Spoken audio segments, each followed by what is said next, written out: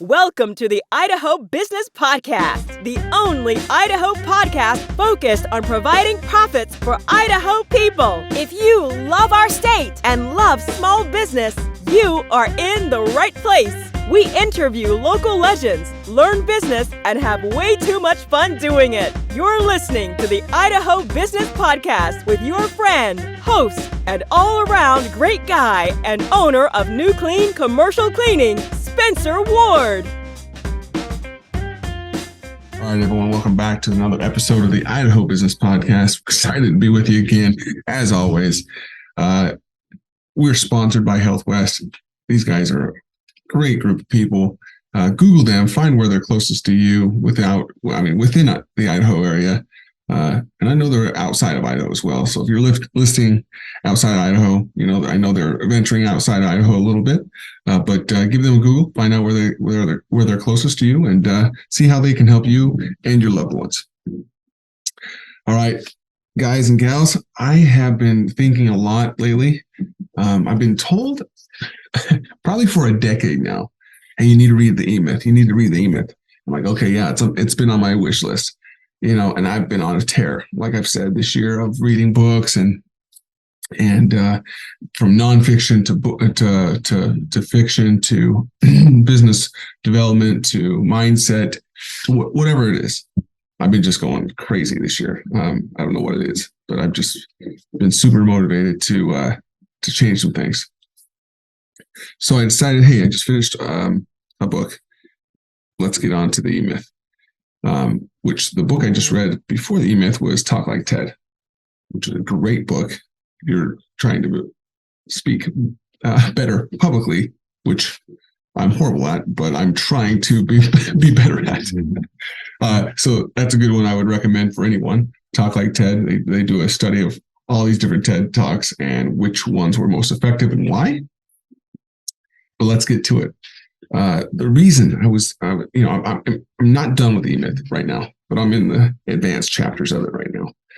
But I was struck by a chapter or two this morning. I was indulging in this book, and it talked about pretend that your business was going to be used as a model for like 5,000 more businesses.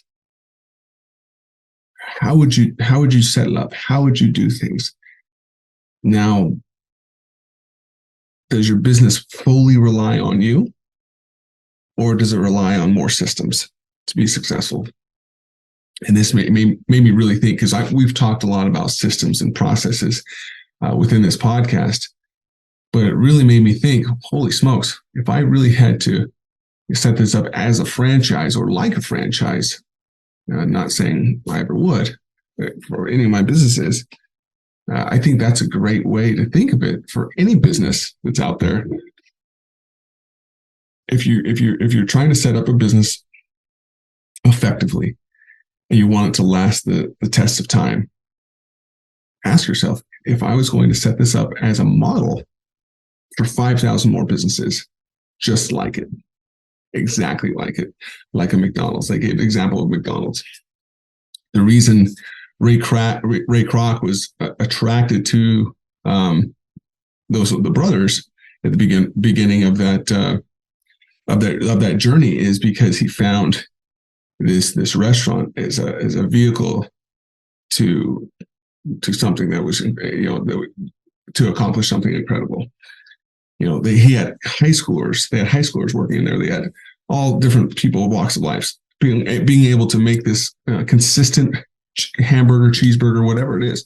They had certain placements for the pickles so it wouldn't slide off the bun as they went to eat it. They had it down to a science, and it's because they had systems in place. So this book goes on to talk about 6 different rules of, in franchising your business, which don't zone out on me right now. I know you're thinking, I'm not interested in franchising my business. Okay, great. Many of us probably aren't. And I'm not talking about that. I'm just saying these rules apply to everyone, because we should be putting these into place just like we are going to franchise, but even though we won't. This is all about working on your business, not in your business. So number one would be the model will provide consistent value to your customers, employees, and lenders beyond what they expect. Okay. I like that, under promise, over deliver. We've heard that time and time again. Second, the model will operate by people with the lowest possible level of skill. Notice how it said lowest possible level of skill, meaning you don't need to find, if you're a law firm, you don't need to have to go out and find the brightest attorneys out there. You don't need to go out there and find the best doctors if you're a medical firm, because your systems are foolproof and the people that you bring in can run those systems and be successful. I'm not saying go out there and find it worse, but I'm just saying these systems, this model will be able to operate by people with the lowest possible level of skills. And that's super helpful for anyone that's conducting business, because I know in my business, we're in the janitorial industry, and I'm thinking, man, it's really nice when we have some key people that just get it. We talk about core values, we talk about that, and it really is. It's when we really have a core values match, and people are just like, you know what, I know what needs to happen. I know what needs to be done for us to be successful. Things just run smoothly. But how do we make it more foolproof? So even when those people that are maybe right on the line of core values matches, that they can still do the job, and those customers can still get a consistent value or service throughout their tenure with us. Third would be the model will stand out as a place of impeccable order, which is great. Have you ever watched The Profit on CNBC with Marcus Lemonis? He's all about people, processes, and profits, I believe, those three. And he's all about order. He goes into people's warehouses. He's like, how do you guys even function as a business? Because there's things completely out of order. It's in disarray. And if you have a model that's in order, just like McDonald's, if you've ever watched the founder, about Ray Kroc, there's a scene with him literally on a tennis court, I believe, or a basketball court, with a chalk and tracing out an outline of the exact measurements of this kitchen that he's going to be building. And they're literally having these people, the staff of this restaurant, okay, act like you're putting a pickle here in this station. Act like you're taking a tray of burgers over here. Act like you're taking the French fries out of the fryer here and bringing them over to the bin here. And he kept doing it over and over again until he moved different pieces of the floor plan around until people weren't bumping into each other and things were just flowing and just being symbiotic, and there was order and balance. And when that happens, businesses thrive. So these things, man, I know I've been preaching this a lot, but I'm learning so much from this book, because I'm like, man, I've got to go through my systems again. How much more can I simplify? How much more order can I put into place? Now I'm looking at, when the systems, when it comes to our employees, we have a higher turnover industry. And now, we're looking at our exit interviews, making sure, hey, what are we missing? Is there anything we can do to, keep people longer? Is there anything more we can do? So this is where it's keeping the creative juices within me flowing at this point. Number 4, all work in the model will be documented in operations manuals, which is huge, because documentation provides your people with the structure that they need and a written account of how to get the job done in the most efficient and effective ways. The operation manual is the company's how to do it guide. And I'm telling you guys and gals, we've done this and we're updating it now. It doesn't have to be, you've probably been in a company that has a huge Bible of operation guides. Like, most employees aren't going to read that. Make it simple. Like, we literally have videos, how to clean the toilet, how to do high and low dusting, how to clean a sink, how to clean a stainless steel, how to clean a mirror. Even though it seems so simple to some of us, if we are simple with with every bit of our training and every bit of our business. Like I said, it said right there, when we just got done talking about people with the lowest possible level of skill will be able to do it. So we have all walks of life, the workforce, people that are higher skill, lower skill, they all can understand these things. So I'm constantly trying to think, okay, and you should be thinking too in your business, where does this apply to me? How can I make things easier? Is my onboarding process difficult? Are they having to, be there all day long, signing stuff here and there's this. Can it be simplified? Can the training process be simplified more? But still effective. Obviously, it still needs to be effective. And then talking about quality, consistency, how does that stay and be maintained? And that's where I'm very interested in right now, because the workforce has changed. You're not seeing the quality that you've seen in the past. And I'm sorry if I offend anyone from that comment. I'm sorry, but it's true. That's just the blatant truth. What's happening out there right now. So we have to have systems that people can run, and it's foolproof.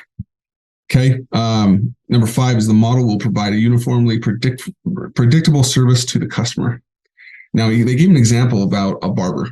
The author of this book gave an example of a barber. He loved going to this barber, and it was Michael Gerber, the author of this the E-Myth.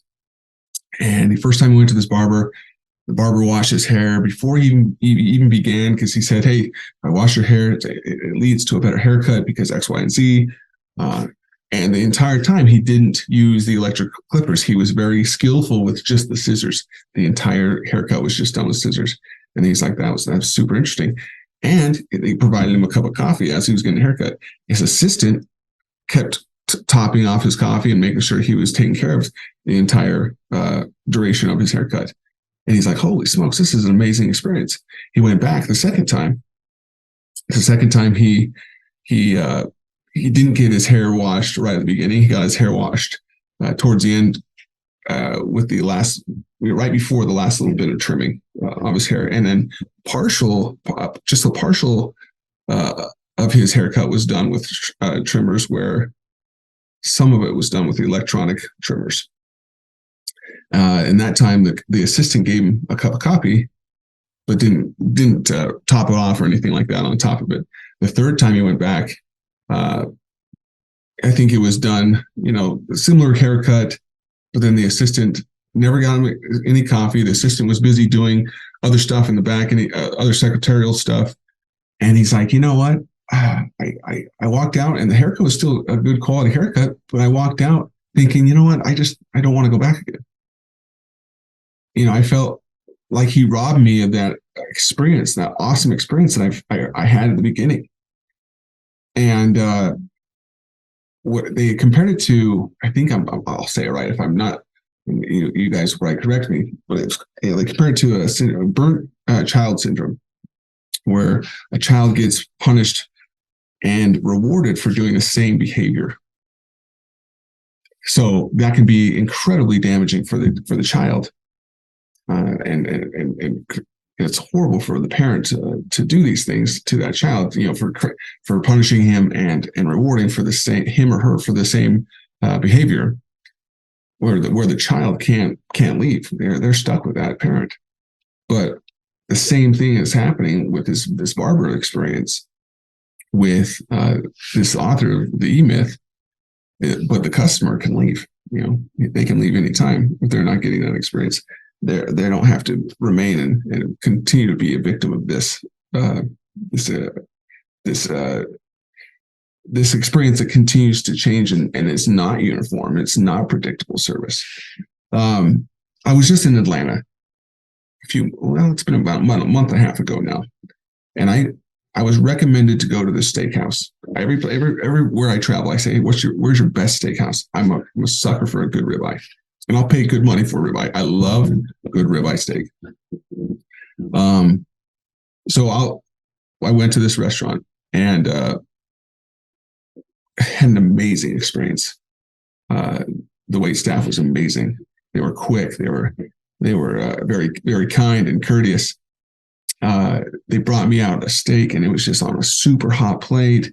The steak was amazing. They recommended this certain black truffle butter. Then I'm like, oh yeah, sure, let's try it. It literally blew me away, this steak. And when I was there, I was literally there for the next 4 days for this conference I was at. And don't judge me, but I literally had this steak 3 nights out of those 4 that I stayed there because I loved the experience I had. And it was literally the best steak I have ever had in my entire life. Now, I wouldn't have gone back over and over again. Number one, if the wait staff wasn't, the same, it wasn't, I didn't get the same waiter, but they all treated me with a certain type of uniformity. They all, the steak was served the same way.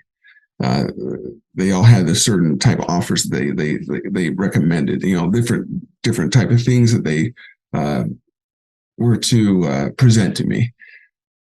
And everything was uniform about that. And I was like, oh, this is amazing. So that was huge for me. Where on the flip side, I've dealt with professionals, and I'm not telling you, I've told you this over and over again. My company and my companies I'm a part of, we're not perfect. No company is. I'm sure the steakhouses has screwed things up. They probably brought out a well-done steak when someone asked for a rare steak. It happens, right? It's okay. People are imperfect. Companies are imperfect. And people understand that at times. But I've also had, dealings with service providers, electricians and stuff like that, where, hey, they're coming to put a new outlet in my house or something. And, they're drilling in my house. They're saw cutting in my wall. They're putting a new outlet in for whatever I needed. And I go and check after I'm done with my work, and I'm home for the night, and I'm looking, I'm like, everything looks fine. It's in the wall, outlet works and stuff, but I see all the sawdust remaining. Like, it's all over the molding, my floor moldings. It's all over the floor, but the electrician had left. And I'm thinking, like, I know you're an electrician and you're not a cleaner, but how long would it taken you to literally just have a little shop, little vacuum next to you to just suck up that sawdust or whatever it was? That's just the little bit extra, I believe, that gets you called back time and time again. Instead of, gosh, he does work, he does decent work, he's cost effective, but geez, it's always a mess when he comes in here. I think these things are important for us to ask ourselves as we're going about our different businesses. So, and number 6, the model will utilize a uniform color, dress, and facilities code. Questions to ask yourself: how can I get my business to work, but without me? How can I get my people to work, but without my constant interference? How can I own my business and still be free of it? To successfully develop a business, you need a process, a practice by which to obtain that information, and once obtained, a method which to put that information to use in your business productively. Anyone that's listening, I would recommend listening to the E-Myth or reading the E-Myth. It's amazing. It's all about working in your business. On your business, not in your business. Like I said, I'm not completely done with it, but it's brought a lot of things to light for me. There's so much that I'm diving back into with my businesses that I'm thinking, okay, how can I simplify this over here? What can I do over here? We need to constantly be asking ourselves, are we that person that makes our entire company run? And if we are, we don't have a company, we have a job. And if that's our situation, we're working for a lunatic. And that's a quote, paraphrase quote by the author of the E-Myth, Michael Gerber. And it's true. I've been there before I set up systems in my companies. And I'm sure many of you are there currently right now. And it's feeling like, holy smokes, I show up at 4 a.m. People that maybe own a bakery, baking shop, which, gives an example in the E-Myth right now. A gal that owns this, pie shop. All her friends told her to open this pie shop. It'd be so great. You make the best pies. Sure, yeah, let's do it. Well, now she wakes up at 2 a.m. and she gets to the shop and she gets the dough ready, and then she's making the pies, and then she opens at 8 or so, and then she works that all day long, and then she cleans up, and then she gets the dough ready for the evening so she can prepare the pies the following morning. She has no life. She's working for a lunatic because she has no systems, no processes in place, because she has no idea how to put things into place, and she doesn't trust anyone because maybe she got burnt one time, and maybe she scaled up and things were going fine, and then someone she trusted within the business burnt her, and she's like, okay, now I got to take back into control. I've got to run everything again because I can't trust anyone, so I got to scale my company back down. That's the wrong way of thinking it. That's the wrong way of thinking.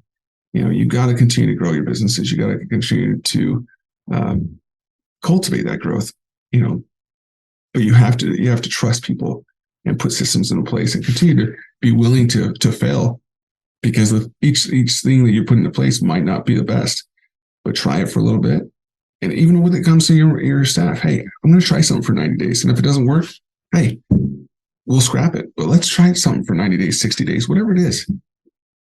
But don't be afraid to fail, because I've tried many things over the decade I've been in business, with this business and some other businesses I've been in.